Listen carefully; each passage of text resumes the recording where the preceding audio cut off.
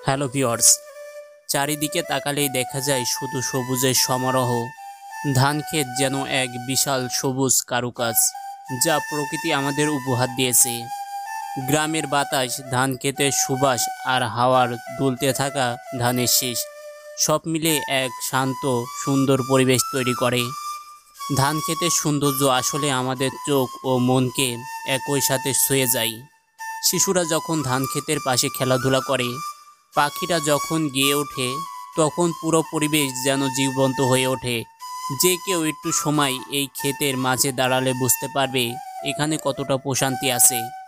ধান শুধু সৌন্দর্যের জন্য গুরুত্বপূর্ণ নয়, এটি আমাদের জীবনের প্রধান খাদ্য। আমরা প্রতিদিন যে ভাত খাই, সেই চাল আসে এই ধান থেকে। এই কারণেই ধানকে বলা হয় আমাদের জীবনের মূল ভিত্তি। এক মুঠো ধান মানেই এক মুঠো আশা। এক মুঠো ধান মানেই কৃষকের শ্রমের ফসল। কৃষকরা ভোর থেকে রাত অবধি কষ্ট করে এই ধান ফলান। তাদের পরিশ্রম ছাড়া আমাদের খাবারের থালা পূর্ণ হতো না।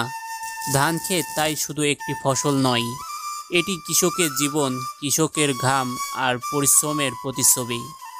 ধান আমাদের সংস্কৃতিরও অংশ।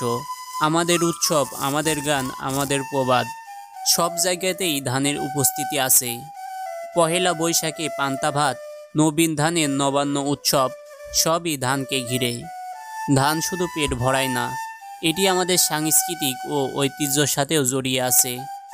অবশেষে বলা যায়, সবুজ শ্যামল ধানক্ষেত আমাদের প্রকৃতির সৌন্দর্যও বাড়ায়, জীবনের প্রয়োজনও পূরণ করে। ধান ছাড়া আমরা একদিনও চলতে পারি না। তাই ধানক্ষেত শুধু জমির ফসল নয়, এটি আমাদের প্রাণ, আমাদের শক্তি, আমাদের ভবিষ্যৎ। যখনই আপনার মন ক্লান্ত হবে, একবার ধান ক্ষেতের পাশে দাঁড়ান।